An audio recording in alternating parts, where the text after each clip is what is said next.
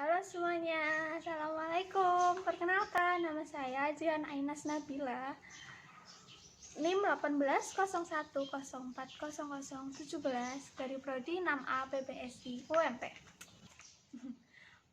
Pada kesempatan kali ini saya akan menjelaskan mengenai penelitian sastra. Hal-hal apa saja yang akan saya jelaskan?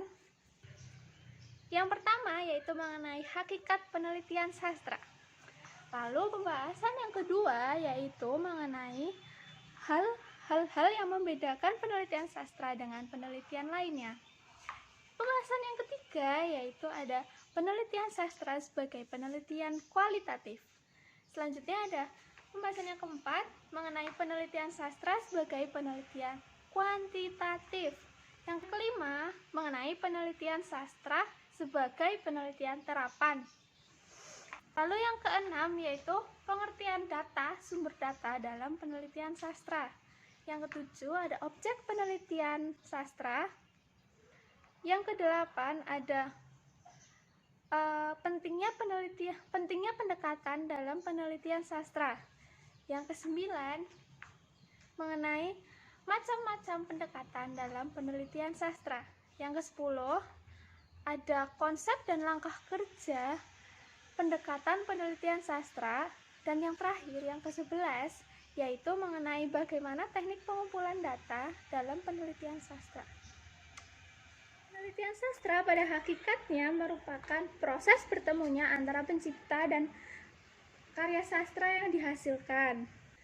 Karya sastra merupakan wujud kreativitas manusia yang tergolong ke dalam konvensi-konvensi yang berlaku bagi wujud-wujud ciptaannya seperti novel, puisi, dan drama. Penelitian sastra adalah usaha pencarian pengetahuan dan pemberi maknaan dengan hati-hati dan kritik secara terus-menerus terhadap masalah sastra yang akan diteliti. Maka dari itu, bisa dikatakan bahwa penelitian sastra merupakan disiplin ilmu yang mempunyai objek, pendekatan, dan metode yang jelas. Meskipun seringkali terdapat keraguan pada saat proses penelitian sastra yang disebabkan oleh objek kajiannya, yaitu karya sastra, namun karya sastra sering dinilai sebagai objek yang unik dan sulit untuk dirumuskan secara jelas dan tegas. Pembahasan yang kedua yaitu mengenai hal-hal yang membedakan penelitian sastra dengan penelitian lainnya. Hal yang membedakan penelitian sastra dengan penelitian yang lainnya, yang pertama yaitu ada objek penelitian, yang dimana objek dalam penelitian adalah karya sastra itu sendiri, seperti novel atau kumpulan cerpen dan kumpulan puisi yang dihasilkan oleh sastrawan itu. Sedangkan penelitian lain memiliki objek yang bukan karya sastra, misalnya saja objek penelitiannya ada hewan, tumbuhan, dan lain sebagainya. Ada pula hal yang membedakan penelitian sastra dengan penelitian yang lainnya mengenai sumber datanya. Dalam penelitian sastra, sumber datanya yaitu berasal dari informan, sastrawan, atau sastrawan itu sendiri yang menciptakan sebuah karya sastra yang akan diteliti. Entah itu novel, puisi, ataupun cerpen. Sedangkan penelitian lain, sumber datanya itu bukan berasal dari karya sastra. Sumber datanya bisa berupa hewan, tumbuhan, dan lain sebagainya yang sedang diteliti. Pembahasan yang ketiga yaitu mengenai penelitian sastra sebagai penelitian kualitatif. Penelitian kualitatif adalah nama yang diberikan bagi paradigma penelitian yang terutama berkepentingan dengan makna dan penafsiran. Metode ini merupakan khas ilmu-ilmu kemanusiaan dan banyak diantaranya seperti analisis naratif, analisis genre yang telah dikembangkan untuk sebuah kajian karya sastra. Pembahasan yang keempat yaitu mengenai penelitian sastra sebagai penelitian kuantitatif. Penelitian sastra sebagai penelitian kuantitatif jika proses menemukan pengetahuan yang menggunakan data berupa angka sebagai alat menemukan keterangan mengenai apa yang ingin kita ketahui. Dalam penelitian kuantitatif terdapat populasi dan sampel. Kemudian hasil penelitian akan dipresentasikan dalam bentuk hasil pengamatan matematis. Hasil tersebut dianggap sebagai fakta yang sudah terkonfirmasi. Selanjutnya, pembahasan yang kelima yaitu mengenai penelitian sastra sebagai penelitian terapan. Hal-hal pokok yang dilibatkan dalam penelitian terapan adalah penggunaan teori atau konsep yang dimiliki objek formal dalam penelitian yang akan kita lakukan.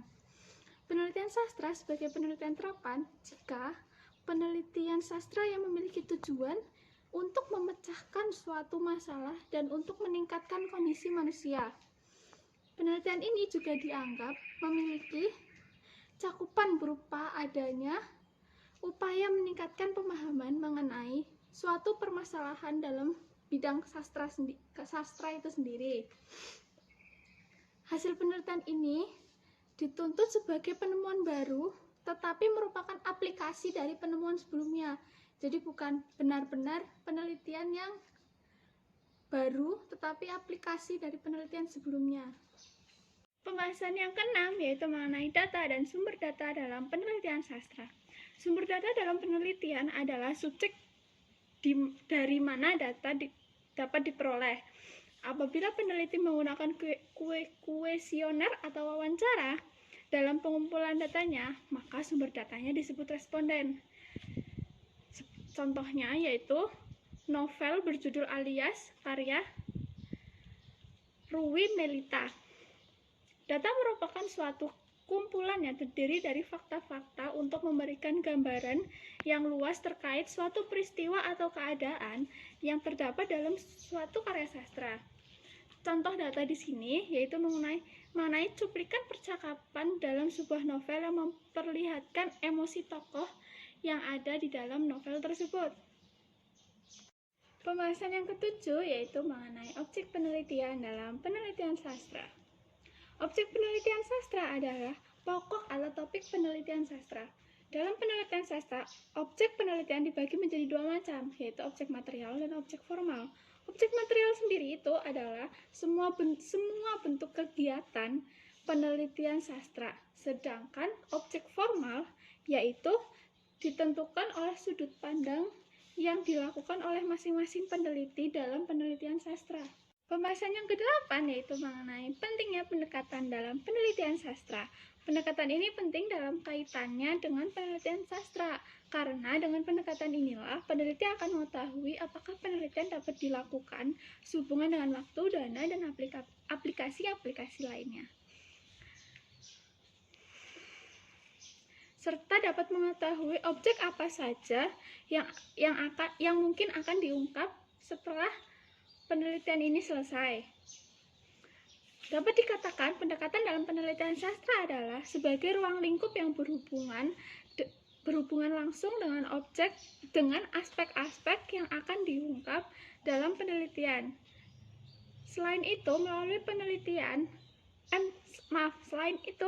pendekatan, peneliti juga dapat menentukan sikap apakah yang akan digunakan untuk menentukan teori, metode, hingga evaluasinya. Pembahasan yang ke-9 yaitu mengenai pendekatan dalam penelitian sastra. Pendekatan dalam penelitian sastra itu ada 10. Yang pertama yaitu mengenai pendekatan mimetis. Pendekatan ini memandang karya sastra sebagai tiruan atau pembayangan dunia kehidupan yang nyata sebagaimana dikemukakan pertama kali oleh Plato dan Aristoteles. Menurut Plato, karya sastra hanyalah tiruan alam yang nilainya jauh di bawah realitas sosial dan ide. Sedangkan menurut Aristoteles, karya sastra itu justru membedakan dari segala sesuatu yang nyata dan umum karena seni merupakan aktivitas manusia. Pendekatan yang kedua yaitu mengenai pendekatan ekspresif. Pendekatan ini memandang karya sastra sebagai pernyataan dunia batin pengarang. Dengan demikian, apabila segala gagasan, cita, rasa, emosi, ide, dan angan-angan merupakan dunia dalam pengarang, maka karya sastra merupakan dunia luar yang bersesuaian dengan dunia di dalam karya sastra tersebut. Dengan pendekatan ini, penelitian sastra tertuju pada emosi atau keadaan jiwa pengarang, sehingga karya sastra merupakan sarana untuk memahami keadaan jiwa pengarang tersebut. Pendekatan selanjutnya itu mengenai pendekatan sosiologis. Pendekatan sosiologis menganalisis manusia dalam sebuah masyarakat dengan proses pemahaman mulai dari masyarakat ke individu. Pendekatan biografis menganggap karya sastra sebagai milik pengarang, sedangkan pendekatan sosiologis menganggap karya sastra sebagai milik masyarakat. Pendekatan selanjutnya itu mengenai pendekatan psikologis. Menurut Rene Wellek dan Austin Warren tahun 1962, halaman 81 hingga 82, menunjukkan 4 model pendekatan psikologis, yaitu pengarang, proses kreatif, karya sastra, dan pembaca. Pada dasarnya, pendekatan psikologis berhubungan dengan 3 gejala utama, yaitu pengarang, karya sastra, dan pembaca. Dengan pertimbangan bahwa pendekatan psikologis banyak berhubungan dengan pengarang dan karya sastra.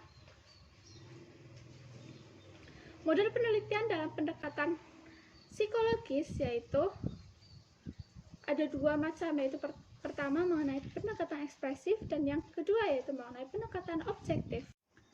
Pembahasan pendekatan selanjutnya yaitu mengenai pendekatan antropologis. Apa itu antropologis? Antropologis adalah ilmu pengetahuan mengenai manusia dalam masyarakat. Oleh karena itu, antropologis dibedakan menjadi 2 macam, yaitu antropologi fisik dan antropologi kebudayaan. Yang termasuk ke dalam antropologi kebudayaan yaitu studi tentang kultural. Yang dibedakan menjadi 2 macam, yaitu objek verbal dan non-verbal. Pendekatan antropologi sastra lebih banyak berkaitan dengan objek verbal. Pendekatan yang selanjutnya yaitu mengenai pendekatan historis. Pendekatan historis mempertimbangkan historisitas karya sastra yang diteliti, yaitu mengenai pendekatan sejarah paling tepat digunakan untuk meneliti sastra sejarah dan novel sejarah. Pendekatan sejarah menelusuri arti dan makna bahasa sebagaimana yang sudah tertulis, dipahami pada saat ditulis oleh pengarang yang benar-benar menulis dan sebagainya. Pendekatan yang terakhir yaitu mengenai pendekatan mitopoik. Pendekatan mitopoik dianggap paling pluralis sebab memasukkan hampir semua unsur kebudayaan seperti sejarah, sosiologi, antropologi, psikologi, agama, filsafat, dan kesenian. Pendekatan mitopoik bukanlah pendekatan gabungan yang tanpa arah, yaitu sebagai akibat terlalu banyak memasukkan data. Namun, pendekatan mitopoik ini sangat luas dan bisa difokuskan terhadap satu bidang yang tadi telah saya sebutkan, misalnya saja bidang sejarah, atau bidang sosiologi, atau gabungan dari bidang sejarah dan sosiologi saja. Lalu selanjutnya pembahasan yang ke-10 yaitu mengenai konsep dan langkah kerja pendekatan penelitian sastra. Di sini saya akan memilih pendekatan penelitian sastra di bidang psikologi sastra. Dengan langkah kerja membaca sebuah novel, lalu mencari mengenai psikologi yang ada di dalam novel tersebut. Dalam hal ini dapat mengenai emosi para tokoh dalam sebuah novel. Semua kegiatan atau percakapan yang ada di dalam novel tersebut mengacu pada emosi tokoh yang didapat, itulah yang menjadi bahan penelitiannya. Setelah menemukan emosi pada tokoh, berlanjut dengan menganalisis bagaimana emosi tersebut dialami oleh tokoh A, tokoh B, dan seterusnya, hingga pada penentuan karakter para tokoh yang telah terlihat dari emosi yang telah ditemukan atau yang telah diutarakan oleh tokoh dalam novel tersebut. Pembahasan yang terakhir yaitu teknik pengumpulan data dalam penelitian sastra. Cara operasional data disebut data reduction atau data selection. Tindakan mereduksi data adalah memfokuskan diri pada data yang dibutuhkan sesuai dengan kriteria atau parameter yang telah ditentukan. Ada 5 cara yang dilakukan untuk mereduksi data. Yang pertama itu menyiapkan lembar pengumpulan data atau biasa disebut kuesioner. Yang kedua, menyeleksi data-data yang sebenarnya kita butuhkan dalam penelitian sastra. Yang ketiga yaitu memberi deskripsi dari data-data tersebut. Yang keempat, menarik kesimpulan dari data-data yang sudah kita deskripsikan. Yang terakhir yaitu pengabsahan. Sekian pembahasan dalam video kali ini. Kurang lebihnya saya mohon maaf. Saya Jihan Ainas Nabila pamit undur diri. Wassalamualaikum warahmatullahi wabarakatuh.